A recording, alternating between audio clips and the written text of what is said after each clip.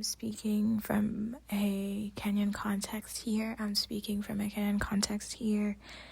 But the way women actively participate in their own oppression is, sometimes I want to shake people. Like, I want to shake the people.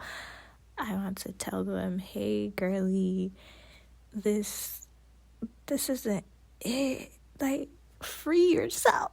Free.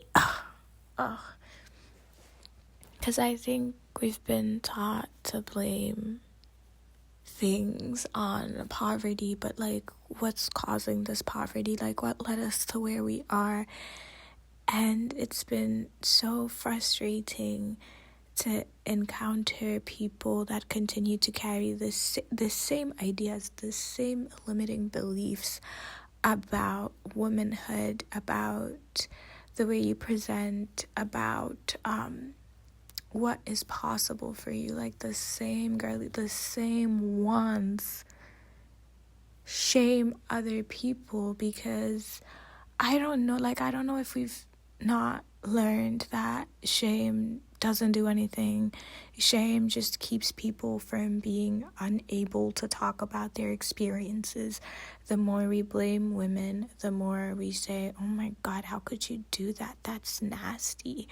The more we put these people that are at risk, at the literal, biggest risk of things, terrible things happening to them, the more we push them into the margins of, more terrible things happening to them, because we create this society that shames women, and we refuse to see the ways in which everyone within society is participating, and then also, powers beyond us, which set up society as is, because a lot of these ideas, babe, let me just hold your hand when I say this, they're colonial. They're colonial, and it's scary how sort of rapid they've spread, and we've absorbed our own oppression as part of our culture. We've included that. We're no, this is just how our culture is.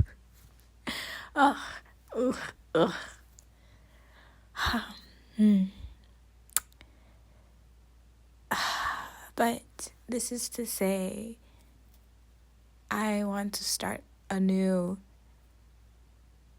a shame-free culture that allows people to talk about their experiences and be able to receive help.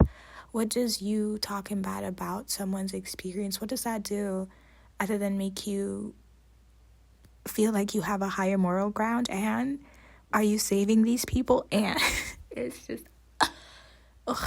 it's if you're gonna have a thought, think.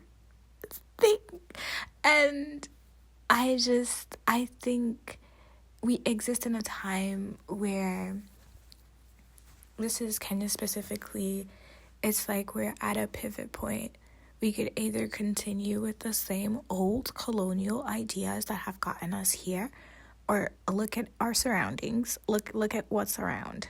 Let's read the room. Let's read the room real quick and actually look at who is oppressing us, what thoughts and ideas are oppressing, what thoughts that we are carrying on. Should we just leave? Should we live in the past?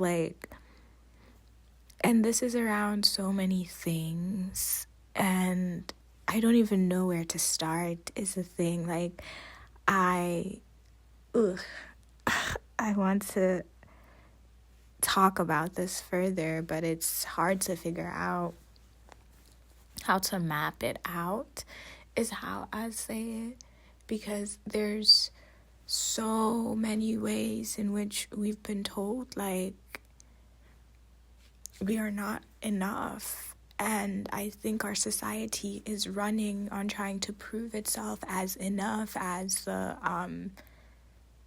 exception but everything is functioning as is. Like, poor people exist and poverty exists because the system relies on it existing. Who's gonna do this labor? What is pushing people so far to do these things that are deemed terrible, like, and it's because people are being squeezed so hard, and we are not ready to come together, come at the table, and actually dismantle this. We're not. If I'm being honest, we're not. Like, with the way we talk about women, with the way we talk about people, with the way we talk about ourselves collectively, like, we can. I'm just saying, not everybody is ready. And we have to have more conversations that don't revolve around shaming people, around tactics that who used the colonizers used. They used this, and we're just like, we keep re-embodying it. We keep saying, like, no, a man's not supposed to be like this, a woman's not supposed to be like this. Okay. And we keep saying that poverty is pushing people to do this, and this. Okay. And, babe,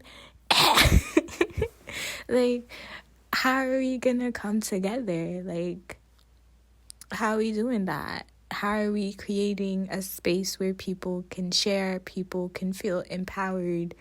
Because is shaming people creating that space? Is you coming to the table saying, I wouldn't do that. Like, that's so ridiculous. Like, you saying, I don't know how you could ever do that. Like, you don't have self-respect is why you did that. And it's like, okay, but the action is done. The deed is done. Can we actually talk about it? Because, I don't even have words. Like, I don't see like, I don't have words.